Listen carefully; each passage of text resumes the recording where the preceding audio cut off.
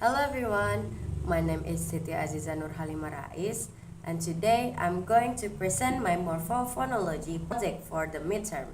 This presentation includes Project 1 and Project 2, focusing on morphological analysis.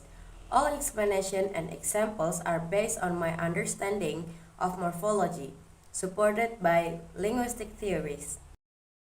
In the first part, I will discuss derivational and inflectional morphemes. Morphology studies how words are formed and structured.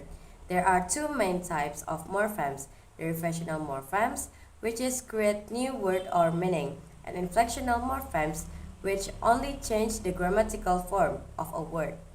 For example, unhappy adds new meaning while talk just shows past tense. Here are some examples. Happy because unhappy, using the prefix "un", which is derivational because it creates a new meaning. Manage becomes management, using months, also derivational, since it turned a verb into a noun. Meanwhile, walked and talking use ed and ing, which is inflectional morphemes, because they change tense or aspect, not meaning. Okay, now let's move to Project 2, which is about morpho-phonology case studies. In this part, I will explain and solve 5 different cases that show how English words are formed and how their meanings or grammar change through morphology. Let's start with case study 1. The sentence is, I unlike going to crowded places, but my friend likes them. I divided this sentence into small part called morphemes. The three morphemes are I like, go to, crowd, place, but, my friend, and them. The bound morphemes are an, ing, ed, and as. The prefix an changes the meaning to the opposite, turning like into unlike. The suffix as show plural in places and subject-verb agreement in likes. According to Bloomfield morphemes-based theory, Hackett's item and arrangement model, each word is made of smaller meaningful parts that build both meaning and grammar. So, un changes meaning and as changes grammar. Now, let's move to case study 2. Here we have 4 words pairs: manage, management, talk, talking, hope, hopeful, and play, played. Management and hopeful are derivational morphemes because they create new words and change the word class. For example, manage becomes management, noun, and hope, verb, becomes hopeful, adjective. Talking and played are inflectional morphemes because the only changes the grammar. Talk become talking for the continuous tense, and played become played for past tense. According to Aronoff and Katamba, derivation creates new word while inflection only changes grammatical information like tense or aspect. In short, derivation changes the meaning or word class while inflection changes how the same word fits in a sentence. Now let's move to case study. In this case, a student said that when is the past form of go because of the add rule that is incorrect. When is not made by adding add. It is a superlative form, which means that past tense uses a completely different root.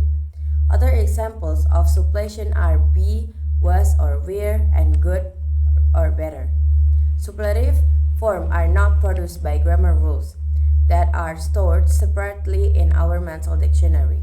According to Matthews and Bybee, suppletion happens when a language uses different root to express grammatical meaning.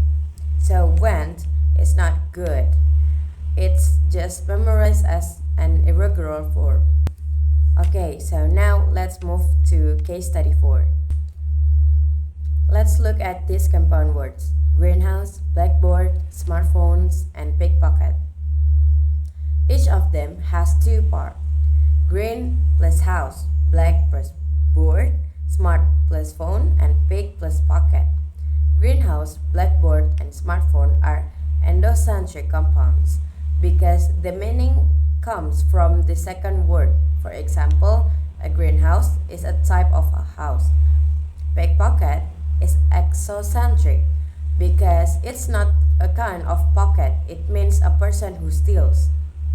The stress pattern also changes meaning. For example, blackboard means the object we use in class, but blackboard means just a board that is a black. According to Lipier and Ketsamba, the meaning of a compound depends on which word is the head, and stress help listeners understand what relationship. Now, let's move to the last one, case study 5. The word unbelievableness is made up of four morphemes: unbelief, able, and ness. Belief is the free morpheme, while unable and ness are bound morphemes. All of them are derivational because they change the word's meaning and sometimes it's part of speech. The process goes step by step like this. Belief become believable, become unbelievable, and become unbelievableness. The morphological tree look like this. It starts with the verb believe. The suffix able makes it an adjective, believable. Then the prefix un changes the meaning to the opposite, unbelievable.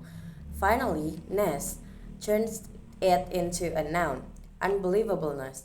According to Aronoff and Hall, morphology builds meaning layer by layer, and every affix attached in a specific order to create complex word.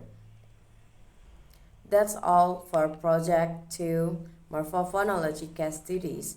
In this project, I explain how each word or sentence can be analyzed through morphology to see how small parts of language combine to create meaning and grammar. Each case shows that even the tiniest morphemes plays a big role in how English works.